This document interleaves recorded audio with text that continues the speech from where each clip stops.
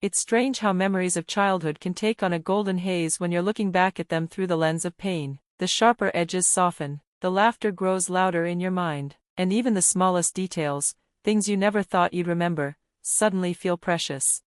When I think about the house where I grew up, a big white colonial with black shutters, set on a quiet street just outside Boston, it's like stepping into a sunlit photograph. I can still see myself running barefoot across polished wood floors, feeling the smooth coolness under my toes. I can still smell the warm, sweet scent of my mother's lemon cake drifting from the kitchen, and hear the sound of laughter bouncing off the walls, as if the house itself were alive.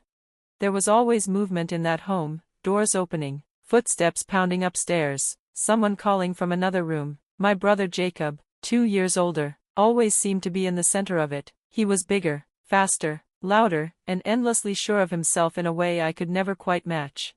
And yet, despite our differences, I believed we were a team, even when we fought over whose turn it was to feed Max, our aging golden retriever, or who got the last slice of pizza. There was an invisible thread between us. We could argue for hours, but if someone else picked on me, Jacob was there, no questions asked. If I needed help with something he didn't understand, he'd bluff his way through it just so I wouldn't feel alone.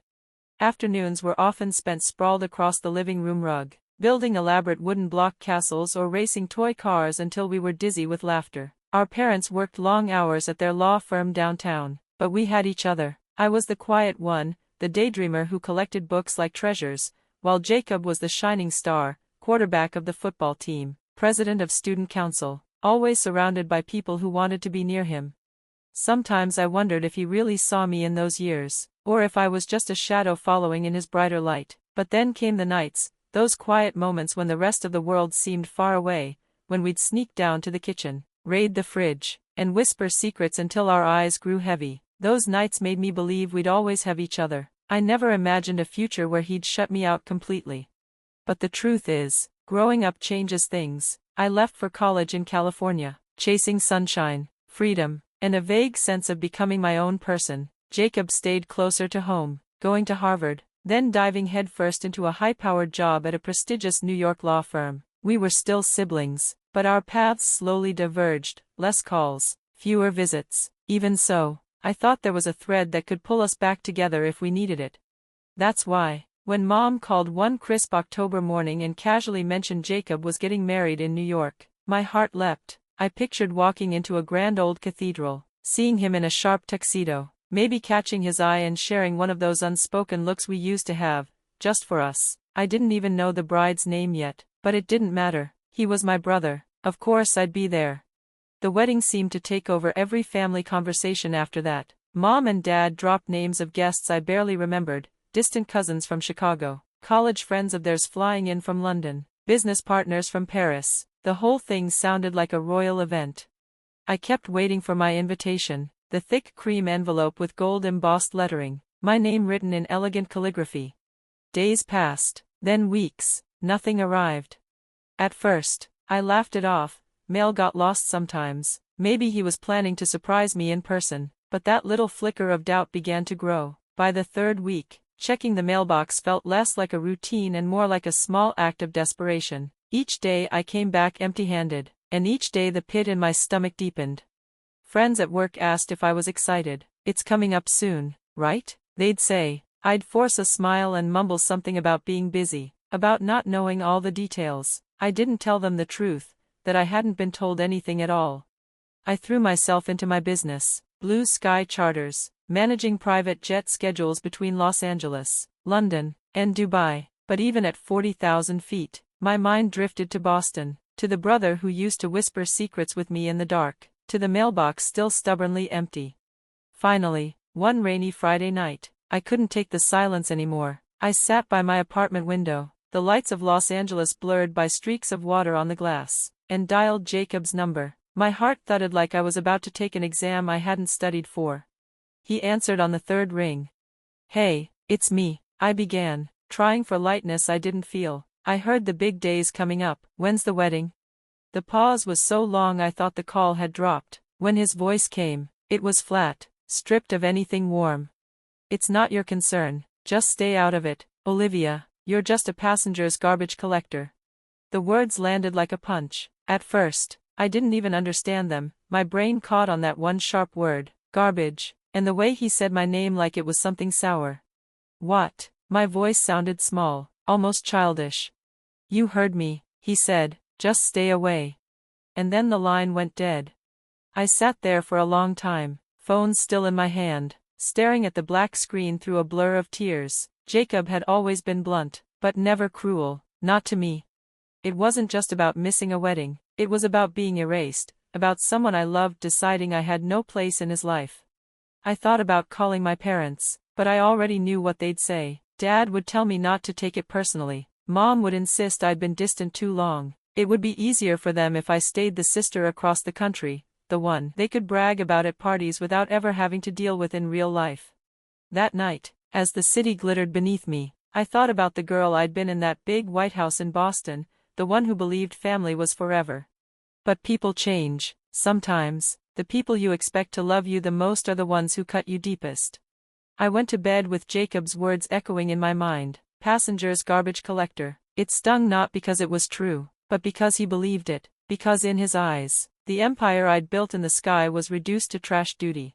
But as I lay there, something shifted. If that's all I was in his story, then I'd write a new one where I was more than the sister left off an invitation list. I didn't realize it then, but being shut out of Jacob's wedding would be the line in the sand, one neither of us would ever be able to step back over.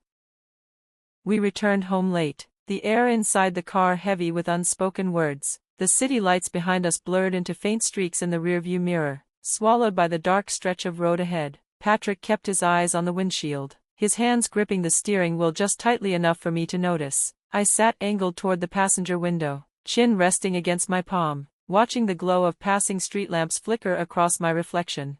Neither of us spoke. The silence wasn't comfortable, it was the kind that prickled, the kind that pressed against your chest until you had to remind yourself to breathe. In my mind, the evening replayed on an endless loop, the living room full of guests, the clinking of champagne glasses, his mother's sly little smirk, and, most of all, his voice, that sharp, public command, the way every eye in the room had turned to me, waiting for my reaction, like I was a waitress instead of his wife.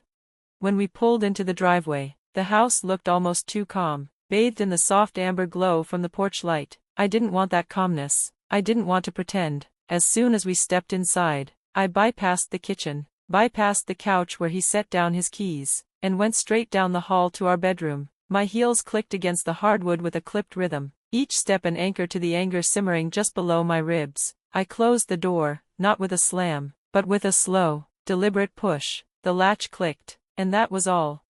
I didn't cry, I didn't yell, I just sat at the edge of the bed, hands folded in my lap, staring at nothing in particular. I thought about how many times I had let moments like this slide for the sake of keeping the peace, how many times I had convinced myself that it wasn't worth an argument, that maybe I was overreacting, but tonight had crossed a line I hadn't even realized was there until he stepped right over it. Sleep didn't come easily. Every time I closed my eyes, the scene rewound and played again, his tone, the sidelong glances, the little ripple of amusement in his mother's voice as she egged it on. My mind kept asking the same question in different ways. When exactly did I stop being his partner and start being this? By morning, my decision was made. I wasn't going to let another day pass swallowed by silence. When I walked into the living room, sunlight was spilling through the curtains, catching dust motes in the air like tiny flecks of gold. Patrick was on the couch, phone in hand, scrolling as if it were just another lazy Saturday morning. He looked up when I stopped in the doorway. "Patrick," I said, my voice sharper than I intended, but steady. "We need to talk." He set his phone on the coffee table but didn't lean forward. He stayed slouched back, like he was already bracing for something unpleasant. "About last night?" "Yes." I took a step closer, then another, until I was standing at the edge of the rug. "I'm tired, Patrick, tired of being treated like my only purpose is to keep everyone else comfortable while my own needs don't even make the list. I'm your wife, not your servant." He rubbed the back of his neck, avoiding my eyes. "You know how my mother is. It's easier to go along with her than." "Easier for who?" I cut in, the words sharper than I planned. "Because it's certainly not easier for me. Every time you choose her comfort over mine, you make it very clear where I stand in your life, and it's not beside you." That got him. He finally looked at me, and there it was, guilt, flickering in his expression. But it wasn't pure guilt. There was something else too: hesitation. The kind of pause a person takes when deciding whether to defend themselves or to finally admit you're right. I didn't give him the chance. Next time you want someone younger and more obedient to keep your mother happy, marry her instead. I'm done playing this role.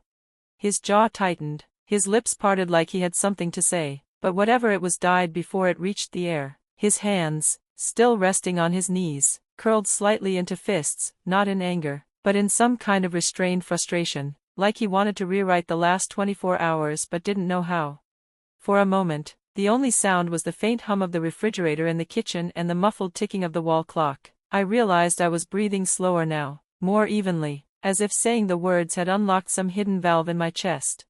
Patrick leaned back into the couch, staring at a spot on the floor as if it might hold the answer he was searching for. "You don't understand," he finally muttered.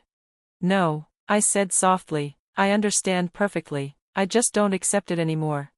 His head lifted slightly at that, but he didn't respond, and I didn't need him to. I had said what I came to say.